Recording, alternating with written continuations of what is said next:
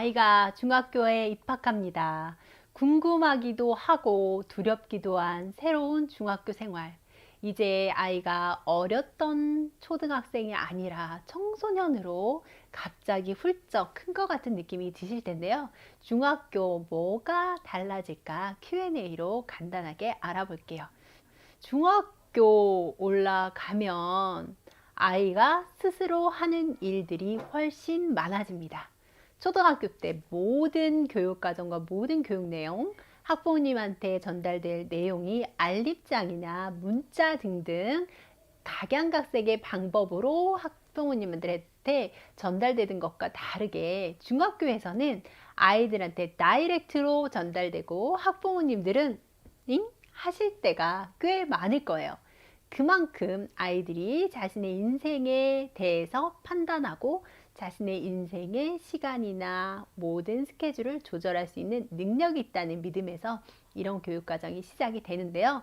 부모님들은 당황하실 거예요. 전달이 잘 되는 아이들은 그렇지 않겠지만 전혀 학교에 대해서 모르겠다 하시는 경우가 참 많을 거예요.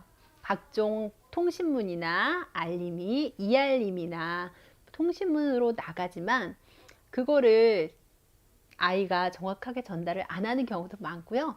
이알림이 같은 경우에도 계속해서 초등학교 때부터 알림이 왔지만 확인을 안 하시게 되면 아이가 도대체 학교 생활을 어떻게 하는지 궁금하실 텐데요. 그만큼 아이의 역량이 늘어났다고 보면 됩니다.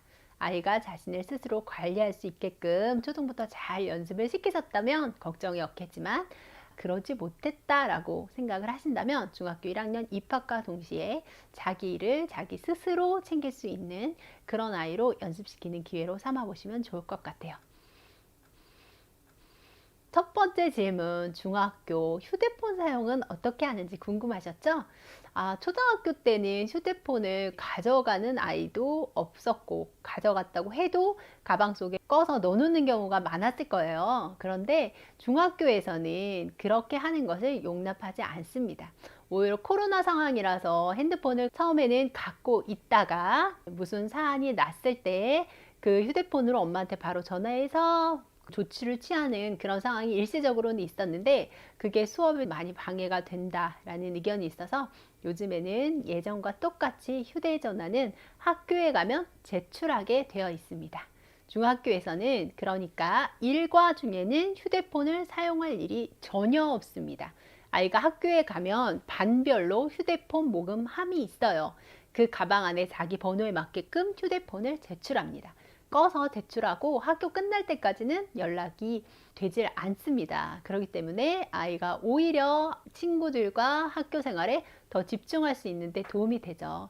그래서 중학교에서 휴대폰을 몰래 사용할까봐 이런 것들은 걱정을 안 하셔도 될 것 같아요. 두 번째 질문, 그렇죠. 예전 같은 경우에 체벌을 제가 찬성하는 쪽은 아니지만 체벌이라든지 뭔가 아이들한테 문제 행동을 규제할 수 있는 그런 것들이 있었는데 이제는 분위기가 달라져서 체벌이 완전히 금지된 상황에서요. 상벌점제를 많이 활용합니다. 바른 행동을 많이 하는 경우에는 모범생으로 많이 추천을 받게 되고요. 반의 분위기를 흐린다던가 지각을 한다던가 계속해서 문제 행동을 한다거나 하는 경우 벌점제를 받게 됩니다. 초등학교와는 다르게 벌점제를 누적해서요. 그에 따른 지도를 받게 되죠. 벌점이 뭐 학교마다 그 단계는 다른데요. 뭐 1단계의 경우는 담임 선생님과의 면담을 통해서 간단하게 해결을 하겠지만 담임 선생님과 면담을 했음에도 개선되지 않는 벌점이 높은 친구들을 모아서 학년별로 활동들을 하게 됩니다. 뭐 학교마다 조금씩 다른데 사자수학을 쓴다든지 명심보감을 깜지를 쓴다든지 이런 활동들을 방과 후에 남아서 하게 하는 학교도 있어요. 아이들이 정말 질색을 합니다. 명심보감 쓸까봐 제발 한 번만 봐주세요 하는 경우가 굉장히 많거든요. 그런 식으로 학교에서 학년별로 아이들을 모아서 어떤 벌점에 맞게끔 그런 활동을 합니다. 그럼에도 불구하고 아이가 계속 벌점이 누적이 된다, 행동이 개선되지 않는다 하면 학교의 생활안전부, 옛날로 따지면 학생부죠. 학생부에 그 학생들을 모아서 또 다른 프로그램을 진행하게 됩니다. 아이들이 그렇게 오는 학생들은 몇몇이 거의 정해지는 경우가 많은데요. 그런 학생들은 학생부 선생님들하고 굉장히 친하죠. 친숙하고 많은 활동을 하게 되는데요. 네, 거기서도 선생님들이 뭔가 아이들이 느끼고 할 수 있도록 회복적 생활교육을 실시를 해서요. 아이들에서 변화가 일어나게끔 많은 시간을 함께하고 노력을 하세요. 초등학교와는 다르게 중학교에서는 그 부분이 학교별로 학년별로 학교 수준에서 뭔가 담임 선생님을 넘어서서 그런 활동이 이루어지는 상벌점제가 있다는 것, 그거를 참고해 주시면 좋겠네요. 중학교에서는 시험이라는 것이, 정기고사라는 것이 짜잔 하고 등장하죠. 간단하게 형성평가라든지 단원평가라든지 관찰평가를 했던 초등학교 때와는 다르게 수행평가의 비중이나 영역도 상당히 늘어납니다. 수행평가는요, 교과 선생님과의 직접 면담이라든지 관찰 기록, 실험 실습 보고서, 활동 누가 기록표, 포트폴리오, 출석 상황, 자기평가, 동료평가, 이런 식의 다양한 방법으로 평가가 이루어지니까요. 아이들이 수업 과정 안에서 성실하게 참여할 수 있도록 해주는 평가라고 보면 됩니다. 그리고 정기고사가 1회고사, 2회고사 이런 식으로 반영이 돼요. 그런데 중학교 1학년은 자유학기제 혹은 자유학년제 운영으로 정기고사가 이루어지지 않고 거의 모든 과목이 수행평가로만 이루어집니다. 그렇기 때문에 중학교 1학년부터 너무 시험에 대해서 걱정을 하실 필요는 없지만요. 중학교 2학년이 올라가면 정기고사의 압박이 굉장히 크고 갑자기 연습해서 시험을 치르기에는 부담이 있어요. 하루에 적어도 2과목에서 4과목까지 시험을 보는 경우가 있기 때문에 그 시간 관리를 아이들이 해본 적이 없어서 굉장히 어려워하거든요. 그래서 그런 부분에 있어서는 아이들이 시험을 차분히 1학년 때부터 준비할 수 있도록 신경 써서 준비해 주시는 게 좋습니다. 정기고사가 생기는 것이 중학교의 아주 중요한 특징이고, 그 결과를 가지고 고등학교 입학을 할 때 성적을 가지고 입학을 하기 때문에요. 반드시 신경이 쓰이는 부분이죠. 초등학교 때는 누구나 인근 중학교에 아무 조건 없이 그냥 배정이 되지만, 고등학교 같은 경우에는 학교 성적이 어느 수준이 되어야지만 고등학교 입학이 가능합니다. 교과 성적과 출결, 행동 발달, 창체 활동, 봉사 활동 이런 것들을 다 참고해서 고입 석차 연명부를 통해서 성적에 따라서 가고 싶은 학교를 정할 수 있으니까요. 아무래도 성적이 신경 쓰이는 점이 중학교와 초등학교의 차이점이라고 보여집니다.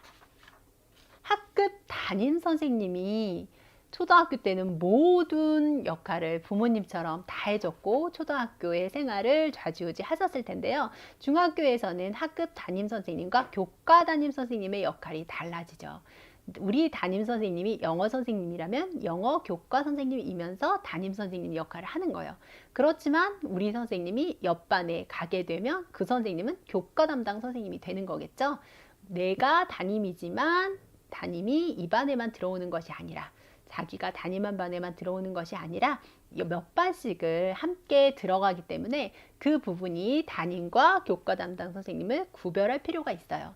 그런데 아이들이 초등학교 때 익숙해져 있기 때문에 모든 것을 담임 선생님한테 물어봐요. 그래서 학교 선생님들도 그런 호소를 많이 하시는데, 영어 선생님이 담임 선생님인데 과학에 관한 것도, 미술 수행평가에 대한 것도, 음악 수행평가, 과학 과제, 과학 준비물에 대한 거, 모든 것을 담임 선생님한테 물어본대요. 그러면 선생님도 알 수가 없잖아요. 자기 과목에 대한 것만 아시기 때문에 아이들은 알 수가 없죠. 그런데 아이들은 담임 선생님이 모든 걸 안다고 생각하고 모든 걸 다 담임 선생님한테 물어보니까 선생님이 굉장히 힘들어 하시더라고요. 아이들 입학 전에 교과 담당 선생님과 학급 담임 선생님의 역할이 다르다는 것을 알려주시는 게 좋습니다. 그래서 궁금한 과목은 궁금한 교과 담임 선생님한테 물어보는 것을 원칙으로 하는 게 좋습니다.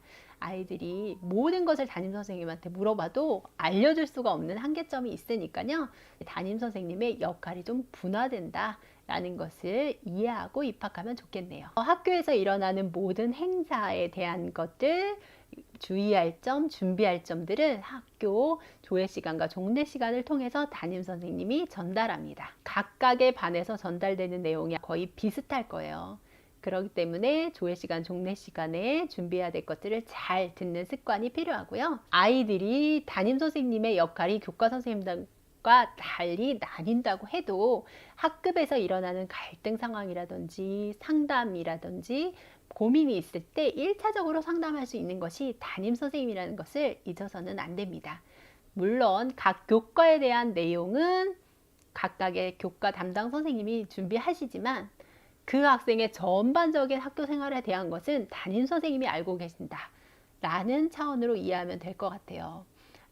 저라는 사람이 국어 시간에 어떤 행동을 보였는지, 영어 시간에 어떤 일이 있었는지, 음악 시간에 왜 꾸중을 받았는지 이런 것들이요. 결국은 담임 선생님한테 하나로 모이게 되어 있어요. 모든 선생님들이 뭔가 문제가 있고 트러블이 있을 때 그걸 담임 선생님들한테 이야기하시고 그 부분에 대해서 뭐 학부모 조율, 학생 조율이 필요하면 그 부분을 할 수 있게끔 담임 선생님한테 말씀을 하시거든요. 그렇기 때문에 교과 담당 선생님이고 또 뭐 음악 선생님이면서 1시간밖에 안 들어오는 담임이라고 해도 담임 선생님의 역할은 무시할 수가 없죠. 그렇기 때문에 아이들이 교과 성적이나 학습에 대한 내용 이외에 전반적인 학교 생활에 대한 고민이나 문제, 갈등 이런 상황들은 담임 선생님의 1차 조언을 받는 것을 우선으로 하는 것은 변함이 없습니다. 다른 부분들보다도 크게 변화되는 것이 봉사활동이 생긴다는 면일 거예요. 학교마다 연간으로 받아야 되는 봉사시간 혹은 3년에 걸쳐서 받아야 되는 봉사시간이 반드시 안내가 됩니다. 그렇기 때문에 학기 초에 안내문을 통해서 이 학교에서는 어떤 식으로 봉사를 해야 되는지를 확인해 주시고 체크해 주시는 게 좋습니다. 중학교는 봉사활동 점수가 나중에 고입 성적을 산출할 때도 반드시 들어가기 때문에 봉사활동 부분을 놓치시면 안 돼요. 또 코로나 이전에는 부모님이 매일 그 봉사활동 시간을 체크하고 어디서 할지를 결정을 해주시느라고 바쁘다고 했는데 코로나 시국에는 봉사활동 시간이 뭐 4시간 이런 식으로 많이 줄어서 학교 안에서 하는 봉사로 많이 축소가 됐는데요. 이제 코로나가 끝나면 다시 지역사회에서 봉사할 수 있게끔 시간이 늘어날 거니까 그 부분도 체크하시는 게 좋습니다. 봉사활동 실적 연계 사이트인 1365 자원봉사 포털이나 VMS, 도불 사이트에 회원가입을 하셔서 봉사 시간에 맞게끔 봉사할 곳을 정해서 봉사를 하고 봉사 결과서를 가져오든지 봉사 결과서를 업데이트해 주실 것을 말씀드리면 되는데요. 학교마다 지정한 봉사가 되는 곳과 안 되는 곳이 있어요. 그 사이트에서 열려서 봉사를 했다고 해도 학교에서 인정이 안 되는 부분이 있을 수 있거든요. 그렇기 때문에 그거를 반드시 확인하고 봉사활동에 참여할 수 있도록 합니다. 또한 뭐 개인적으로 뭐 교회에서 한 봉사라든지 해외 봉사, 종교시설, 정치 목적으로 한 그런 봉사들이 학교에서 인정하지 않는 봉사에 해당이 될 가능성이 있으니까요. 그 부분을 참고하시고 봉사활동에 참여하면 도움이 될 것 같네요. 오늘은 중학교 입학에 앞서서 간단하게 Q&A, 중학교에 달라지는 점에 대해서 말씀을 드렸어요. 중학교 입학하기 전에 엄마도 긴장하고 아이도 긴장하고 있을 텐데요. 차근차근 학교의 안내에 따라서 한 발 한 발 걸어가다 보면 중학교도 별거 아니네 하는 순간이 오지 않을까 싶네요. 중학탐구 생활입니다.